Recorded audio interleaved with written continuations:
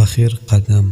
ایک چھوٹی سی گاؤں میں سلیم نام کا ایک نوجوان رہتا تھا۔ اس کی خواب تھا کہ وہ اپنے والدین کے لیے ایک پکی چھت والا گھر بنائے، لیکن حالات ایسے تھے کہ روز کا کھانا بھی مشکل سے ملتا تھا۔ سلیم دن میں کھیتوں میں مزدوری کرتا اور رات کو گاؤں کے بچوں کو پڑھاتا تھا تاکہ کچھ اضافہ پیسے کمائے۔ مہینوں میں محنت کے بعد اس نے کچھ پیسے جوڑ لیا، مگر ایک دن اس کے والد بیمار پڑ گئے۔ وہ علاج کے لیے اس اپنے ساری جمع پیسے خرچ کرنے پڑے۔ دل ٹوٹ گیا تھا، لیکن وہ ہار ماننے والا نہیں تھا۔ اس نے سوچا پیسے دوبارہ آ سکتی ہے، لیکن والد کا سایہ اب دوبارہ نہیں ملتا۔ سلیم نے دوبارہ کام شروع کیا۔ اس بار وہ زیادہ لگن کے ساتھ کام کرتا تھا۔ صبح فجر کے وقت اٹھتا تھا، دن بھر مزدوری کرتا اور رات کو پڑھانا کے بعد خود بھی کتابیں پڑھتا۔ گاؤں کے لوگ اس دیوانہ کہتے تھے